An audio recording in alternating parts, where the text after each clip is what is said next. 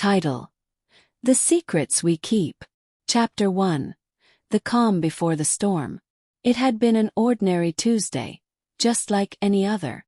I had woken up to the familiar scent of coffee brewing in the kitchen, the soft hum of my wife, Emily, moving around the house, preparing for her day.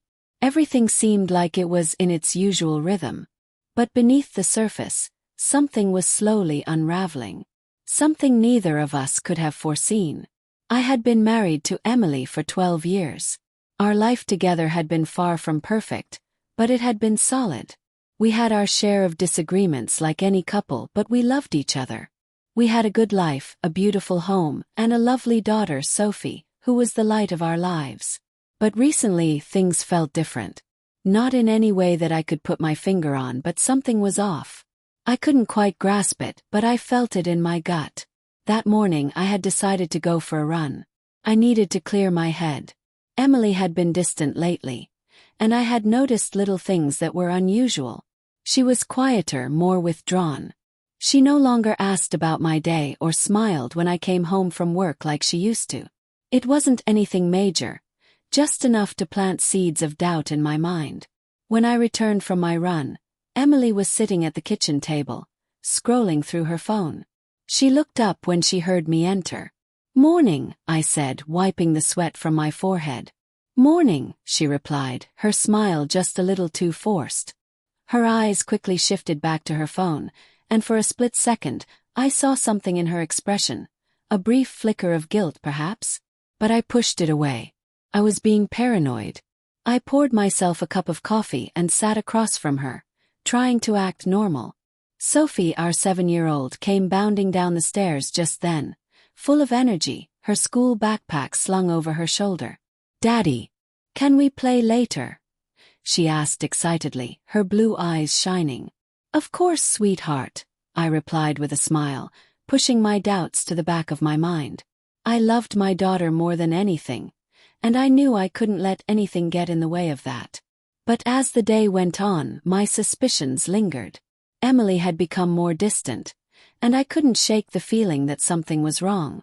There were no major signs, no obvious clues, but there was a quiet shift in the air, something that didn't sit right.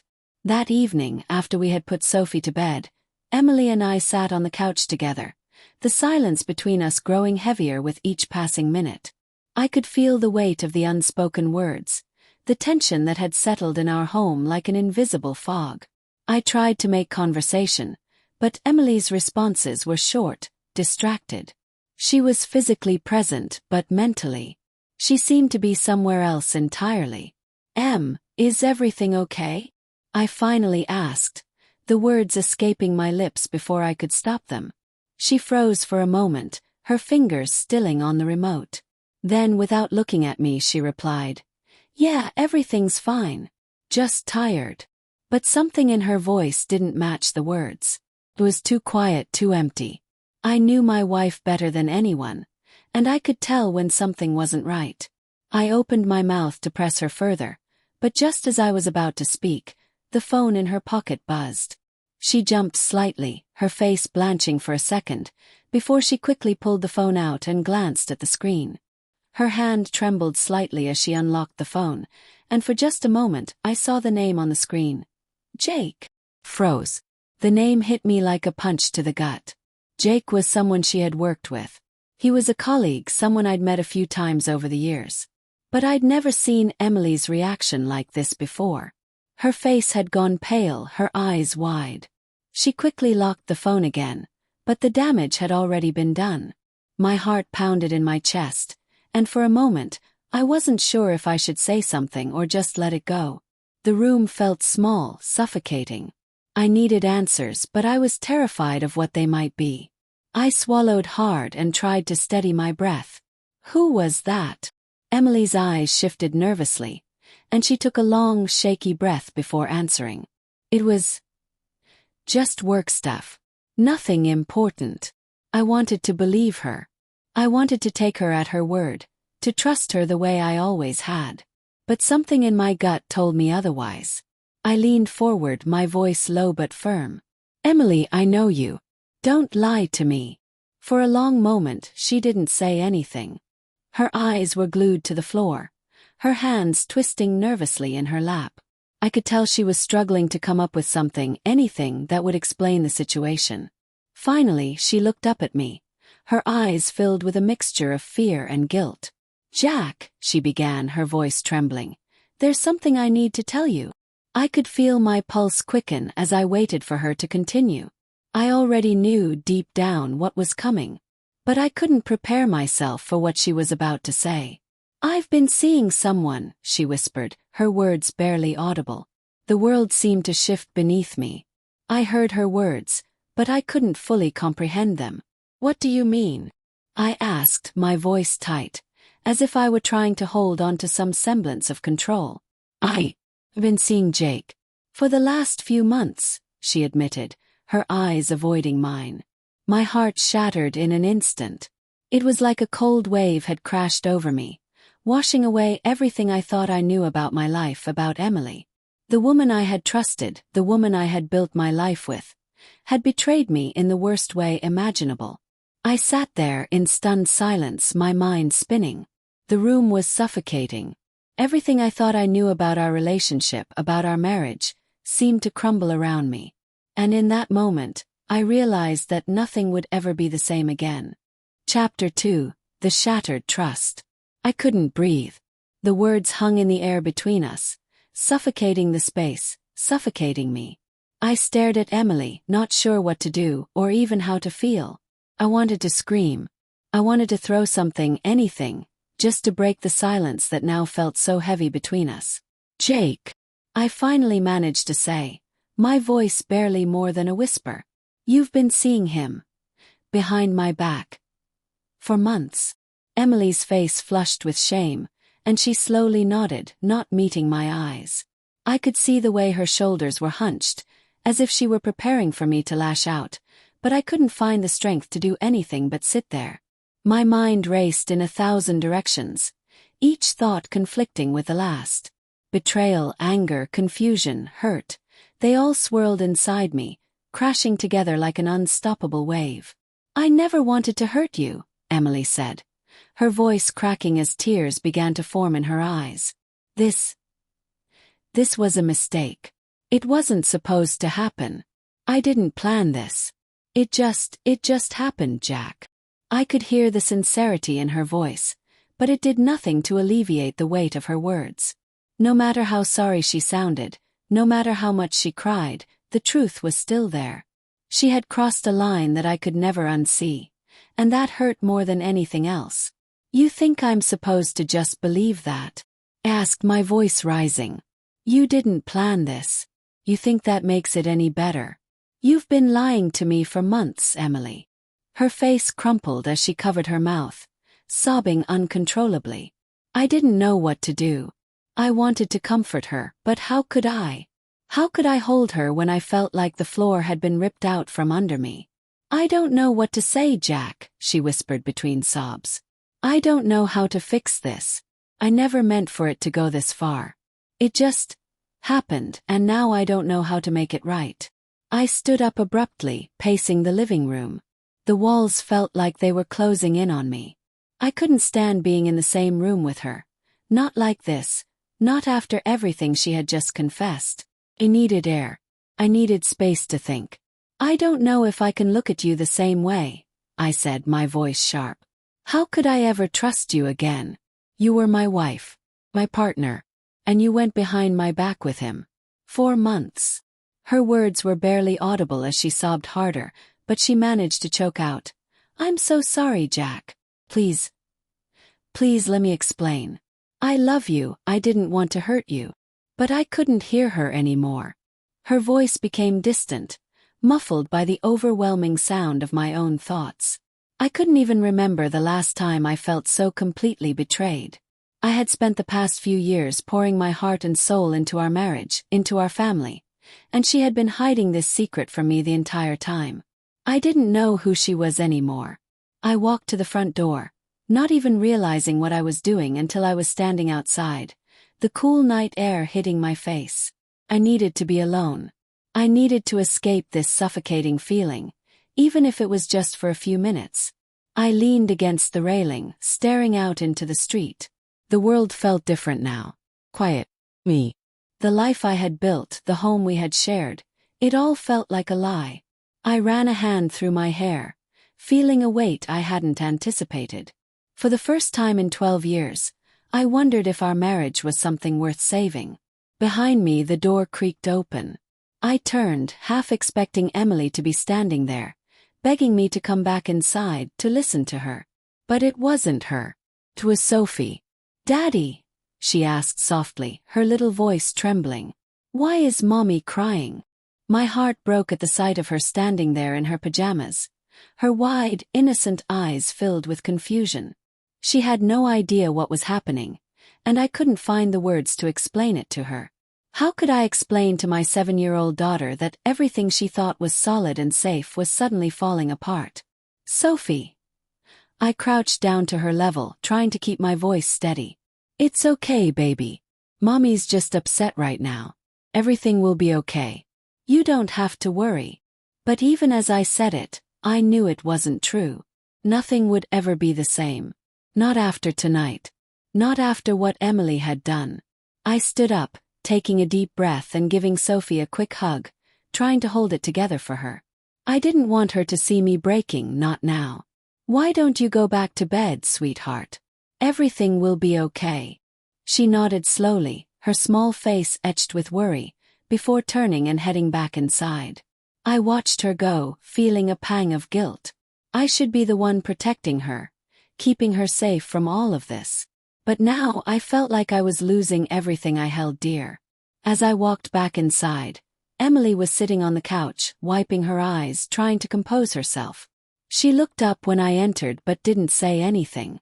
She knew I needed space, but I also knew there was no escaping the truth. "I don't know what I'm supposed to do now," I said, my voice hoarse with emotion. "How do I look at you the same way again? How do I trust you? You broke that, Emily. You broke us." Emily nodded, her face crumpling again as fresh tears spilled down her cheeks. "I know, Jack. You know. And I will do anything to make it right. I don't want to lose you, but I can't change what I've done." I closed my eyes, trying to steady myself. I didn't have answers, and I didn't know where we were going from here. But I knew one thing for sure. Our lives were never going to be the same. And I wasn't sure how to move forward from here. Chapter 3: The Silent War. The days that followed were a blur. The world outside seemed to keep moving forward, as if nothing had changed, while everything around me felt like it was crashing down. I was stuck in a place between anger and sadness, constantly questioning how everything had gone so wrong so fast. I tried to keep things normal for Sophie's sake. We couldn't let her see the cracks in the walls, not yet. I didn't want her to feel like her world was falling apart, even though mine was. But inside I was falling apart. Emily and I barely spoke. We exchanged a few words in the morning when I got up for work, and at night when I got home. But the conversations were empty, filled with forced politeness. The love we had once shared seemed like a distant memory. It was hard to even look at her without remembering the look of guilt on her face when she confessed. I tried to give her the space she had begged for. She wanted to explain. She said she was ready to fight for us, to fight for our marriage. But no matter how many times she said it, I couldn't shake the feeling that the damage was already done. At night, when we lay in bed, the silence between us was deafening. I would turn my back to her, not wanting to look at the woman who had betrayed me. I had never imagined that it would come to this. That the woman I had trusted with my life, the one I had built everything with, could do something so heart-wrenching. One night, after another long day of empty words, Emily asked me if I would talk to her. I was tired, exhausted from holding it all in, but I knew I couldn't keep avoiding it. I looked at her, her eyes red and tired, her face etched with regret. She hadn't slept properly in days, and neither had I. The weight of what had happened hung between us like a thick fog, choking us both. "Jack," Emily started, her voice low and fragile. "I know I can't undo what I've done, but I want you to know I am so sorry. I never wanted to hurt you. I never wanted to destroy everything we had. It was a stupid mistake, and I will never forgive myself for it. I couldn't bring myself to speak. How could I forgive her? How could I go back to the way things were after the devastation she had caused? I've been thinking about what we could do, how I can fix this, she continued, her hands twisting nervously in her lap. I know it's not going to be easy, and I know it's going to take time, but I want to try. I want to fight for us. I want us to heal, Jack. I met her eyes, and for a brief moment, I saw the desperation in them. But then I remembered the texts, the secret meetings, the lies, and everything inside me hardened again. I don't know how to trust you anymore, I said quietly, though the words felt like they were cutting through me. How do I trust you when you've already lied to me? When you've already chosen him over me? Emily flinched at the mention of Jake, her eyes dropping to the floor. I don't know how to explain it, Jack. Everything had become so routine. I felt invisible, like I wasn't enough. And then Jake. He made me feel seen again. It wasn't right, I know that. I didn't think it would go this far, but I couldn't stop it once it started. But it's over now. I swear it's over. I wanted to believe her. Part of me wanted to take her in my arms and pretend like everything could go back to how it was before. But the truth was, I couldn't forget. I couldn't erase the image of her betrayal from my mind. Every time I looked at her, I saw Jake's name on her phone. I saw their lies. I don't know what to do with this, Emily, I said, my voice breaking despite my best efforts. I don't know if I can ever forgive you. I don't know if I can forget what you've done. Tears welled up in her eyes, and she reached for my hand. I pulled away before she could touch me, my heart pounding in my chest. She had lost that right. She had lost the right to touch me, to hold me, to love me the way she once had. I know, she whispered. I know I don't deserve forgiveness, but I'm asking you to give me a chance. Just one chance to prove that I can make things right. The room was heavy with silence. I could hear the beating of my own heart in my ears. Part of me wanted to forgive her. Part of me wanted to believe that we could rebuild, that we could find our way back. But the other part of me, the part that had been so hurt, so betrayed, was too scared to take that leap. I don't know if I can, Emily, I said softly, looking away. I don't know if I can go back to that place. I don't know if I can trust you again. She nodded slowly, tears streaming down her face. I understand. Really do. I've shattered everything. But I will fight for us, Jack. I'll fight for you, for this family. I didn't say anything more. Couldn't. The words were stuck in my throat, 1,000 thoughts running through my mind, none of them able to form into anything clear. As I lay in bed that night, the silence pressing down on me, I thought about our life before. I thought about the happy moments, the love we had once shared. But now, all I could see was her betrayal. I didn't know if I could ever get past it. And I didn't know if I could ever look at her the same way again. Chapter 4. The Breaking Point. It had been a week since Emily confessed to her affair with Jake. A week of walking around our house like ghosts, both of us moving through our own separate worlds, pretending to be in the same one. The silence was suffocating, and I could feel it strangling everything. Our love, our trust, even the air between us. Emily was trying. I could see it in the small things she did. The way she would leave notes around the house, asking if I was okay, making an effort to cook dinner, even putting on a smile that looked so forced, so out of place. But I couldn't bring myself to meet her halfway. I couldn't look at her and not feel the sting of what she had done. She had shattered something in me, and I wasn't sure it was something I could ever fix. I was sitting on the couch one evening, flipping through channels with no real interest in anything. My mind kept drifting back to Jake. His name, his face, the thought of him with Emily. I couldn't shake the image of her kissing him, of her lying to me for months. And every time that thought hit me, it felt like a knife twisting in my chest. Emily came into the room, her steps hesitant, like she wasn't sure how to approach me anymore. She was holding a glass of wine in her hand, her eyes tired but desperate for connection. I didn't look up at first, afraid that if I did, I might see the same look of guilt in her eyes again. But she sat down beside me anyway, the couch sinking slightly under her weight. Jack, she started, her voice so soft that it was almost drowned out by the TV. I know you're hurting. And I know I don't deserve any grace from you. I just want you to know that I'm doing everything I can to make this right. I don't want to lose you. I finally looked at her then, my eyes meeting hers. There was something different in her gaze now. Guilt and pain, yes, but also a flicker of hope. A hope that I would forgive her, a hope that we could somehow heal. I took a deep breath and shook my head. I don't know how to do this, Emily. I don't know how to be with you like this. I can't look at you without feeling betrayed. Her lips trembled as she lowered her head, taking a long drink of the wine she had brought with her. The glass shook in her hand. I'm sorry, she whispered, almost too quietly for me to hear. I hate what I've done. I wish I could go back and undo it. But I can't. And I know that. I just need you to know that I love you. I love you more than anything. And I will fight for you. I will fight for us. There was sincerity in her voice. I could hear it, but at that moment it didn't matter.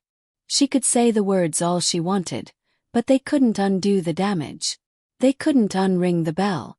The trust, once broken, couldn't be pieced back together with a few whispered apologies. You love me, I repeated, my voice rough.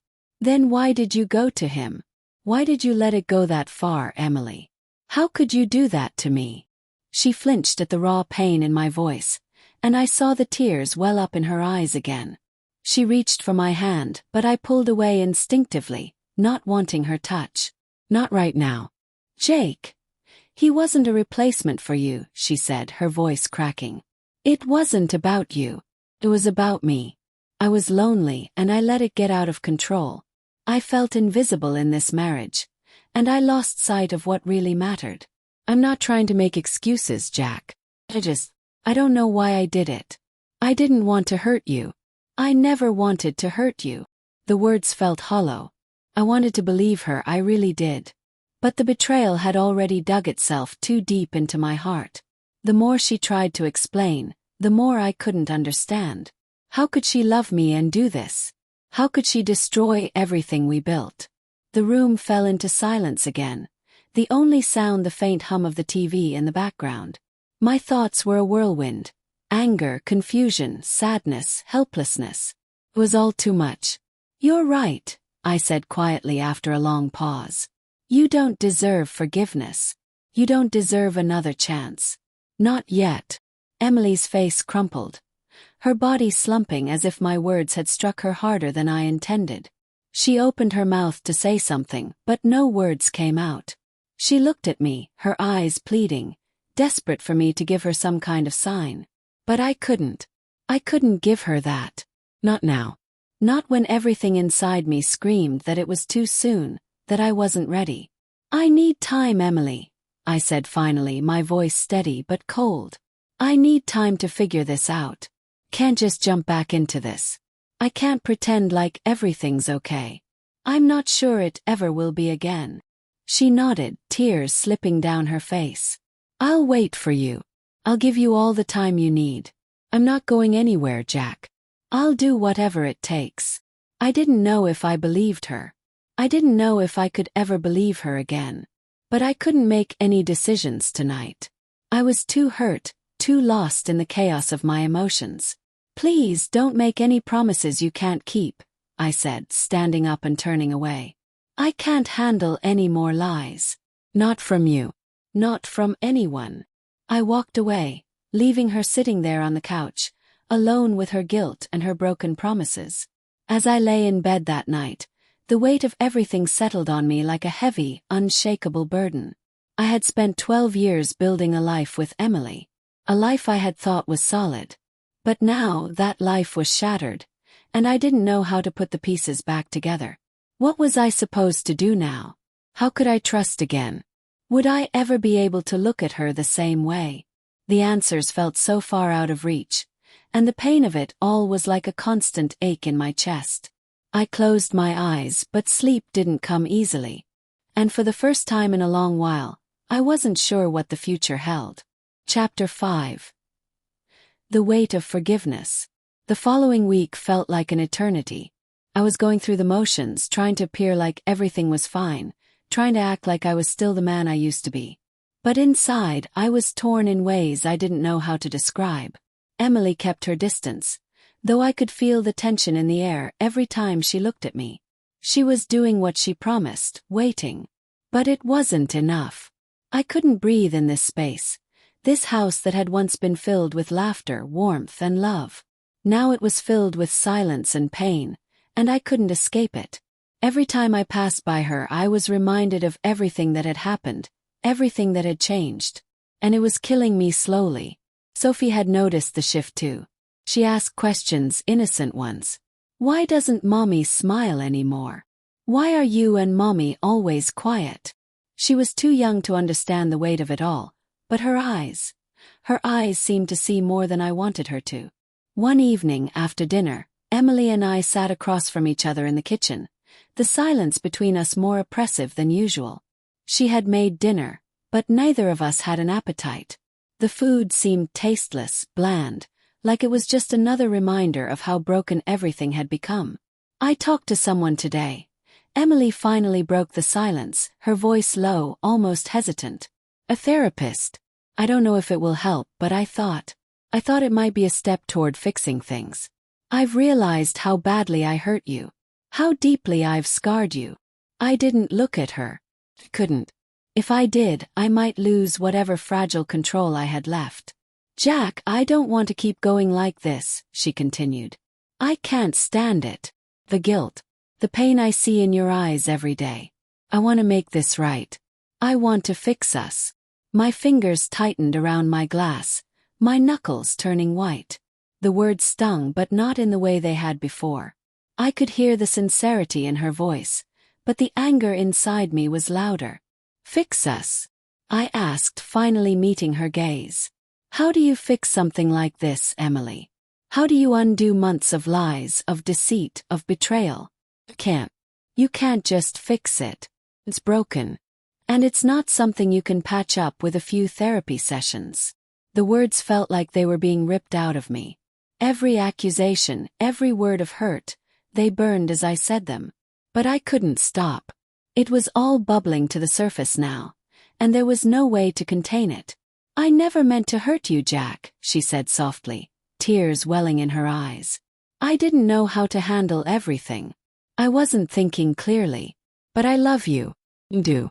And I need you to believe that. Love me. I repeated, the bitterness creeping into my voice. You love me, and yet you went behind my back with him. You don't get to say you love me when you did what you did. You can't love someone and destroy them at the same time.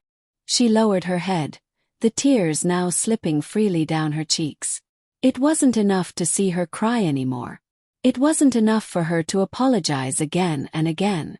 She had already crossed a line I wasn't sure could ever be uncrossed. But then something changed. She stood up, wiping her eyes quickly, as if she had just made a decision. I don't want to lose you, Jack, she said, her voice steady now, more confident. I will do whatever it takes to earn your trust back. But I need you to meet me halfway. You don't have to forgive me today, but I need you to let me try. Let me show you that I'm not the person who hurt you anymore. Let me prove to you that I can change. I watched her, the intensity in her eyes surprising me. For the first time in what felt like forever, I saw determination. Not the kind of desperation that came from a person trying to salvage their own guilt, but real, raw determination. And it stirred something in me. I didn't know what it was, but something inside me flickered, almost like a memory of who we had been before. The person she was before the affair. You don't get to decide when I forgive you, I said, the words cutting through the air. And you can't rush me into it. I'll think about it. We'll try. But I'm not making any promises. Emily nodded, not disappointed, not upset. There was relief in her eyes, as if she knew, deep down, that this was the only chance she had. The only chance we had. I'll take whatever you can give me, Jack. Please, don't shut me out. Not completely. The moment felt heavy. The words hung between us like a fragile thread that could break at any second. I didn't know what to do with it. I didn't know how to move forward from here, But I also couldn't live in this limbo any longer. And so, I agreed. I agreed to give her the space to prove herself. To show me that she was truly committed to fixing what she had broken. It was a risk, I knew that. It was dangerous, it was uncertain, and part of me wanted to walk away right then. But I wasn't ready to let go. Not yet. Later that night, as I lay in bed, I heard the soft sound of Emily's breathing beside me. I didn't reach for her hand, but I could feel her presence in the space between us.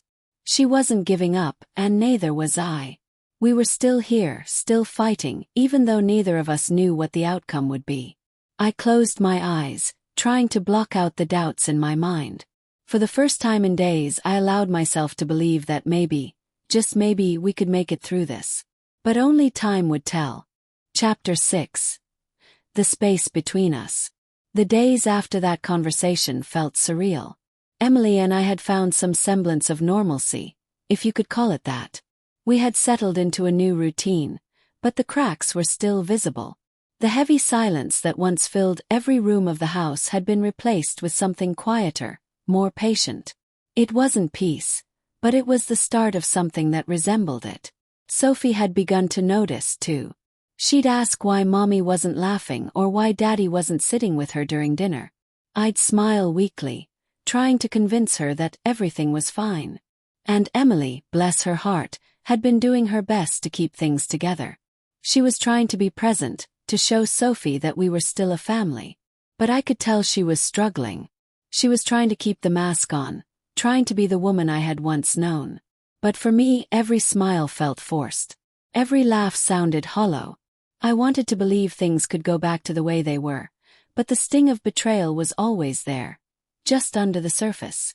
I had agreed to give her a chance, but there were days when I wondered if it was a mistake. Every time I saw her, I couldn't help but see her with Jake in my mind. I remembered the whispers, the secret texts, the late-night phone calls. I couldn't shake it. Emily was making an effort to rebuild what had been broken. She was going to therapy, talking about her feelings, trying to make amends. But it wasn't enough. She couldn't undo what had been done. And that was what haunted me. One afternoon I decided to go for a walk, something to clear my head. I needed a break from the house, from the tension that hung in the air. As I walked through the quiet streets, I couldn't stop my thoughts from spiraling. Emily's face, her tears, the way she'd begged for forgiveness. It all played in my mind over and over again. I found myself outside the small park near our neighborhood, a place Emily and I used to visit when we first moved here. It had been a sanctuary for us, a place where we'd walk hand in hand, talking about everything and nothing at all.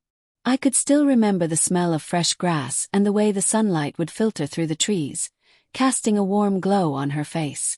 But now, standing at the edge of the park, it felt like a memory from someone else's life. Jack! I turned at the sound of my name, startled. Standing just a few feet away was Claire, an old friend from work. She looked different, but not in a way I could immediately place. There was something about her, a softness in her smile that seemed to soften the tension in my chest. "Claire," I said, my voice cracking slightly. "I didn't expect to see you here." She took a few steps closer, her expression curious but kind. "I was just passing through. I didn't think I'd see you out here." I shifted awkwardly, not sure how to explain why I was standing in a park, alone, looking lost. "You okay?" she asked, her tone more serious now. I swallowed hard. "I'm fine. Just taking a walk. Getting some air." Claire nodded, though I could tell she wasn't convinced. She paused for a moment, as if deciding whether to say something more, then finally spoke. "You know, Jack, you've always been a good guy. But whatever's going on, it's not something you should have to go through alone." I was caught off guard by her words. I hadn't expected this kind of conversation. She was right, of course. I had been keeping everything inside, not letting anyone in. But Emily's betrayal had made me feel so exposed. I didn't know how to talk about it, didn't know who to talk to. "You've been so quiet lately," she continued, her voice low, almost hesitant. "I know things haven't been easy, but you don't have to shut everyone out. If you ever want to talk, I'm here." Her kindness hit me like a wave, pulling me under before I had a chance to resist. I wasn't sure why, but her presence felt comforting in a way I didn't expect. I appreciate it, I said, managing a weak smile. It's just complicated. Yeah, I get that, Claire replied. But sometimes, it's the complicated things that need to be talked about the most. I didn't know what to say to that, so I just nodded. The truth was, I didn't know if I was ready to talk to anyone about what was happening at home. But something about Claire's gentle smile, her understanding, made me feel like maybe, just maybe, I wasn't as alone as I thought. We talked for a few more minutes before I realized I'd been standing there for too long. The sun was starting to dip lower in the sky, casting long shadows on the ground. I needed to go home. Well, I should probably get going, I said, starting to walk away. Thanks for stopping by, Claire. It helped. She smiled warmly, her eyes a little sad, but full of quiet understanding. Take care of yourself, Jack. And don't be afraid to lean on people, okay? As I walked back toward my house, I couldn't help but think about her words. Lean on people. Could I do that? Could I let someone in again? Could I let Emily in again? But when I opened the door to our house, I was met with that same familiar feeling, the emptiness, the quiet tension. Emily was sitting in the living room, her face anxious but hopeful. She stood when I walked in, her eyes searching mine. Jack, how was your walk? She asked, her voice tentative. I hesitated for a moment before answering, the weight of everything hanging between us. It was good, I said, trying to sound casual. I ran into Claire. She froze for a moment, as if trying to read between the lines. Oh, is she okay? I nodded, my mind still replaying our conversation. Yeah, she's doing well. She just wanted to check in. Emily didn't say anything else. She just nodded, her gaze falling to the floor as if she were trying to give me space, trying not to push too hard. But I could feel the distance between us widening. I wasn't sure if it was because of the affair or because of everything that had changed between us. As I sat down on the couch, I realized that no matter how much Emily tried to rebuild what had been broken, there were pieces of me that might never be put back together. And the question remained, could I ever truly forgive her? Chapter 7. The danger of what could be. The days were blending together now, each one feeling like a shadow of the one before. I had begun to settle into this new routine with Emily, if you could call it that. We'd speak occasionally, usually about things like Sophie's school activities or whether we'd be able to afford new tires for the car. Small talk that had become necessary to keep the house functioning without spiraling into complete awkwardness. But beyond that, the real conversation, the one that mattered, had yet to happen. We were walking on eggshells around each other, too scared to be honest, too afraid to fully admit how deep the wound went. As the week wore on, I started feeling more isolated. I kept myself busy with work and my usual distractions, burying myself in tasks that gave me a temporary sense of normalcy. But I couldn't deny the fact that there was something stirring within me, a feeling that I couldn't quite shake. And it wasn't just about Emily. It was about everything. I found myself thinking more and more about Claire. Her words, her understanding, the softness in her voice that had been missing in my home for so long. It was dangerous, I knew. Talking to her, even in the most innocent of ways, felt like a betrayal to Emily. But I couldn't help the connection I felt. I couldn't help the way my mind wandered back to her kindness when everything at home felt so cold and fractured. It wasn't like I was actively seeking something outside of my marriage. At least, not consciously. But the more I thought about my life with Emily, the more I wondered if it was too broken to be fixed. Could we really go back to what we were? Or had too much been shattered to even attempt it? One afternoon I found myself at a coffee shop, my mind racing as I stared down at my laptop. I was working, sure, but there was something else pulling at me, an urge to escape, to break free from the heaviness that weighed down on me at home. That was when I saw her. Claire. She walked into the coffee shop, her dark hair flowing in waves down her back, her eyes scanning the room. When she saw me, her face lit up and she smiled, a real smile that didn't feel forced. I felt a jolt in my chest, a mix of surprise and something deeper, something I didn't want to acknowledge. I waved at her, trying to appear casual as I motioned for her to come over. She didn't hesitate, walking toward me with that same easy confidence I remembered from work. "I thought I might find you here," she said, sitting down across from me without asking. She studied my face for a moment, as if trying to read me. "How's it going? You look like you could use a coffee." I nodded, rubbing my temples. "It's been a lot. Just trying to figure things out."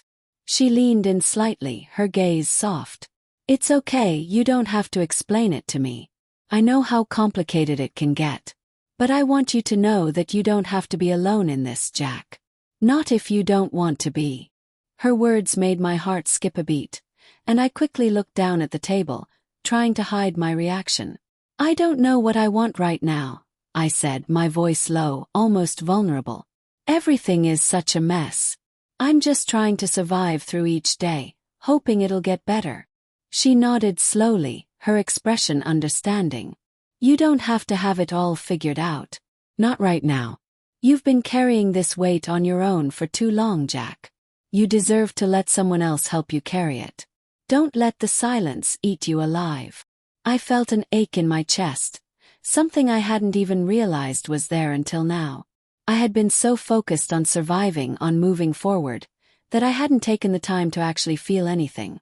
I hadn't allowed myself to lean on anyone, to lean on her.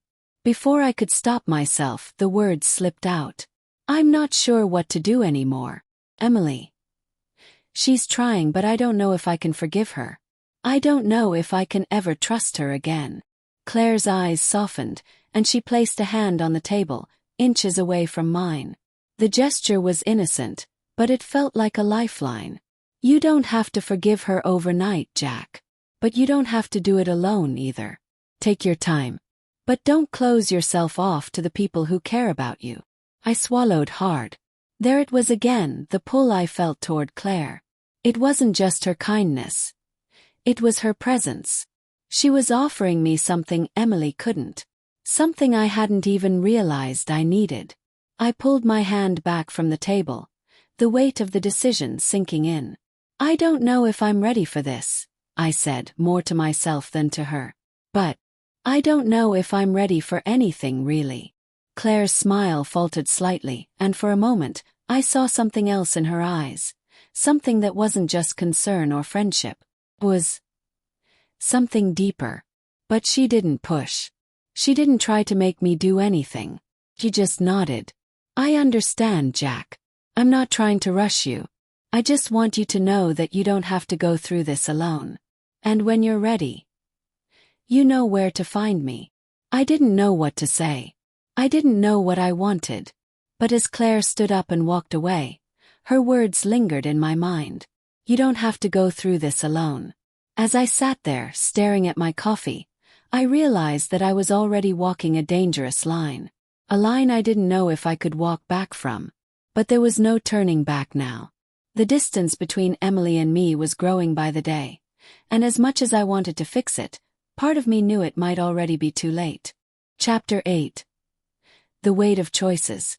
The days that followed my encounter with Claire left me unsettled. I hadn't expected it to shake me as much as it did, but her words lingered in my mind, twisting and turning in ways I hadn't anticipated. It wasn't just the attraction I felt toward her. It was the fact that for the first time in so long, I felt like someone understood. I wasn't just another man who had been betrayed. I was someone who had been seen, truly seen. And that made all the difference. At home, things had stayed mostly the same. Emily was still trying. I could see it in the small gestures, the way she'd make my coffee in the morning, how she'd linger by my side, trying to hold my gaze a little longer when I looked away. She was walking on eggshells, and I didn't know how to tell her that I was no longer the man she thought I was. I was broken. I was cracked in a way that couldn't be fixed with her gestures, with her apologies, with anything. The truth was, I didn't know if I wanted to fix it anymore. I had found comfort in the idea of letting go, in the idea of finding someone who could truly see me, who could understand the weight of my grief and anger without looking at me like I was some kind of damaged goods. Claire had offered that without even knowing it. She had offered me a way out of the suffocating silence at home, a way to feel alive again. But could I really do that? Could I step outside the boundaries of my marriage, even if I felt justified in doing so? That afternoon, as I sat in my office working, my phone buzzed. It was Emily. She had sent a text. "We need to talk tonight. I can't keep pretending everything's okay. Can we talk after dinner?" I stared at the message for a long moment. There was no question in my mind that it had something to do with us, the way things had been between us. She was asking, or maybe even begging, for the conversation we both knew had to happen.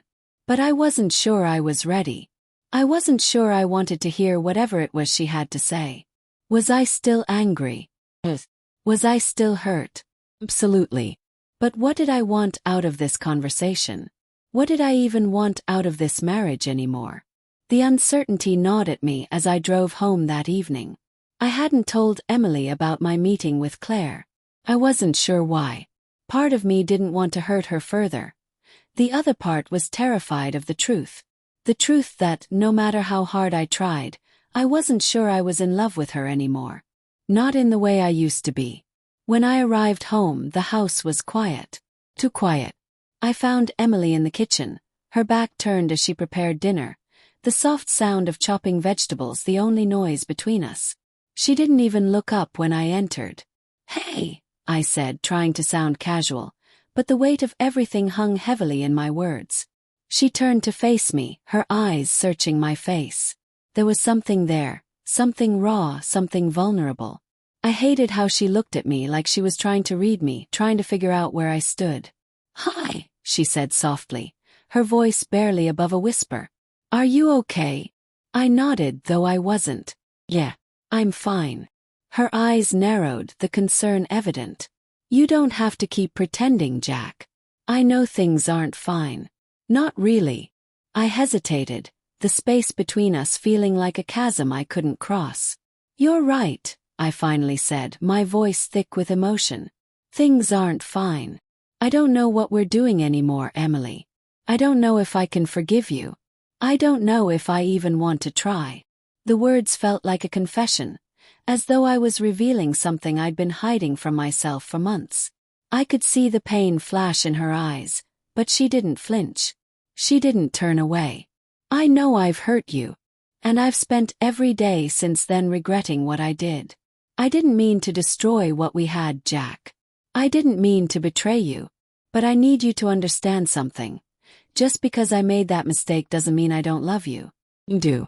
And I'm willing to fight for you. Fight for us." Her voice trembled at the end, her last words barely more than a whisper. I felt the anger in me start to simmer, the hurt coming to the surface. "But that's just it, Emily. How can you ask me to fight for something when I don't even know what's left? How can I trust you again after everything?" Her face crumpled, and she took a shaky step toward me, her eyes pleading. "I know you can't trust me. And I know I don't deserve your forgiveness. But I'll do anything, Jack. I'll do whatever it takes to prove to you that I'm still the woman you loved. That I can be the woman you loved again." The words hung in the air between us, and for a moment I almost believed her.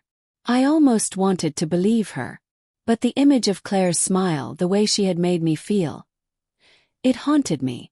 And I didn't know how to reconcile that with what I had at home. "I don't know if I can believe you, Emily," I said softly, the words a confession of my own. "I don't know if I can look at you the same way again." There was a long silence, the weight of my words hanging heavy between us. Emily didn't speak, didn't try to push me to say something different. She simply nodded, the resignation in her eyes making my chest ache. "I understand," she whispered. I just need you to know that I'm here. Whenever you're ready to try again, I'll be here." She turned away from me, returning to the stove, the silence in the room growing thick and suffocating.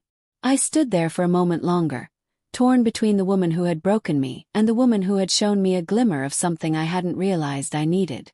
But when I left that night, I couldn't help but feel like I was standing at a crossroads, and I wasn't sure which path would lead me home.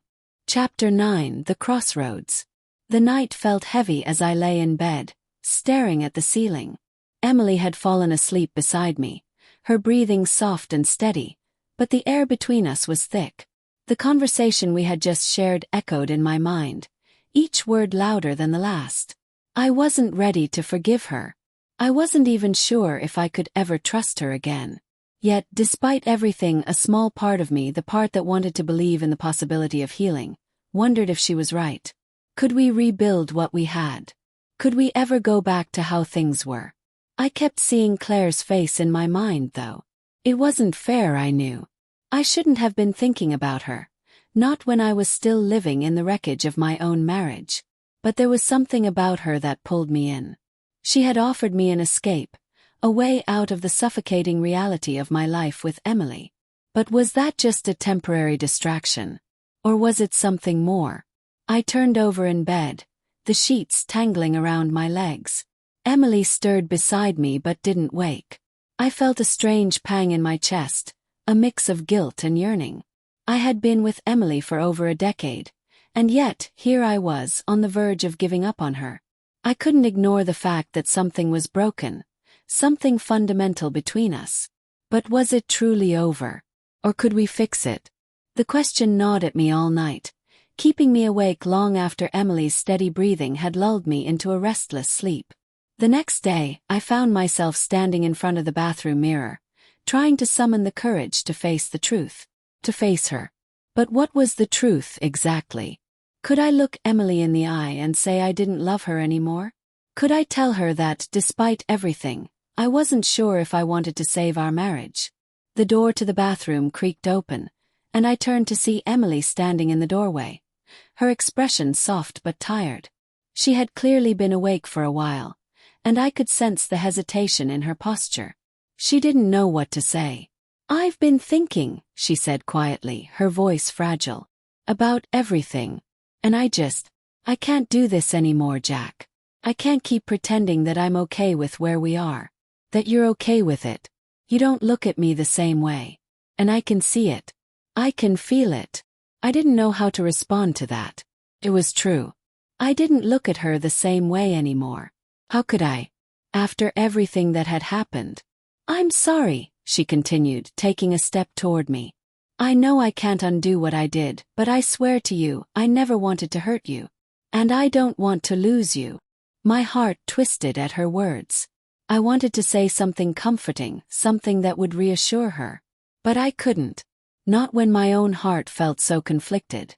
"I don't know if I can forgive you, Emily," I said, my voice low, a mixture of pain and honesty. "I don't know if I can ever look at you the same way." Her face crumpled at my words, and for a moment, I saw the woman I had once loved so deeply, the woman I had wanted to build a future with. But that future felt distant now, a dream that had slipped through my fingers. "I understand," she whispered. I want you to know that I'm still here. I'm still here for you no matter what." I swallowed hard, my chest tight with emotion. "But am I still here for you?" I asked, my voice barely above a whisper. "I don't know if I can be." The silence that followed was deafening. It wasn't just the words I'd spoken. It was everything that had been left unsaid. The distance between us, the betrayal, the longing that had never quite gone away. I didn't know how much longer we could keep going like this. The weight of everything felt unbearable as Emily turned to leave the room. But just as she reached the door, she paused, her hand resting on the frame. "Jack," she said, her voice breaking, "if you're thinking about something else, someone else, you need to tell me. We can't keep pretending this isn't happening." Froze. My mind raced, and in that moment I knew what she was talking about. She had sensed it, the shift in me, the distance between us. She had seen how I'd pulled away, how my thoughts had been elsewhere. But could I admit it? Could I tell her the truth about Claire? I started, but the words caught in my throat. I wasn't ready to say it. Not yet. "I'm not sure, Emily. I'm just lost right now." Her eyes were filled with tears, but she didn't push me any further. She just nodded slowly. "I understand." And with that she left, her footsteps fading down the hallway. I stood there for what felt like hours, my mind spinning with uncertainty. Was this the end? Could we find our way back to each other? Or was I already too far gone? And Claire? Where did she fit into all of this? I hadn't acted on any feelings I had for her, but the pull I felt toward her was undeniable. I was torn between the life I had with Emily and the possibility of something new, something that made me feel seen, understood, and alive. I ran my hand through my hair, my heart heavy with the weight of the choices ahead. I knew one thing for sure. I couldn't keep living like this. Chapter 10. The final decision. The following days felt like a blur, each one slipping by as I tried to make sense of the chaos that had enveloped my life. The conversation with Emily had hung in the air like a storm cloud, and I couldn't escape the looming uncertainty of it all. She had asked me a question that I couldn't ignore. If I was thinking about someone else, I had to be honest with her. But could I tell her the truth? Could I admit the reality of my feelings without shattering the last remnants of our marriage? I found myself constantly thinking about Claire, even when I tried not to. Her face kept appearing in my mind at the most unexpected moments.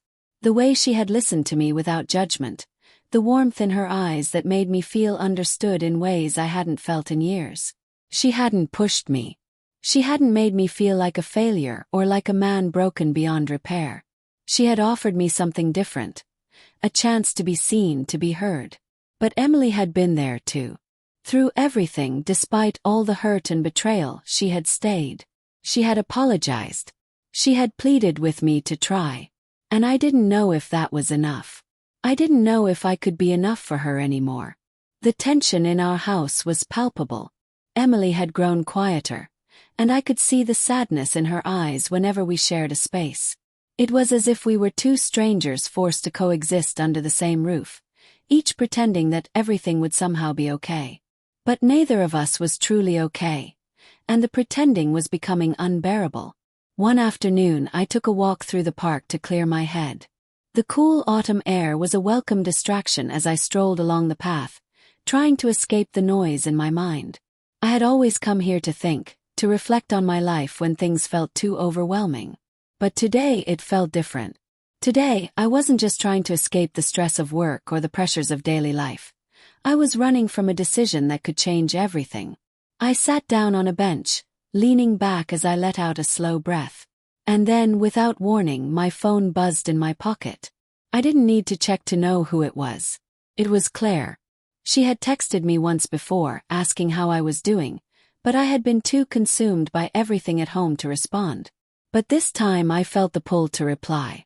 I pulled out my phone and saw her message. "Hey Jack. I've been thinking about you a lot.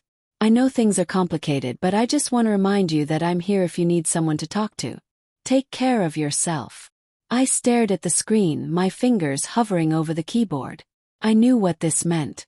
It was an open door, a chance to step outside the mess of my life and into something simpler.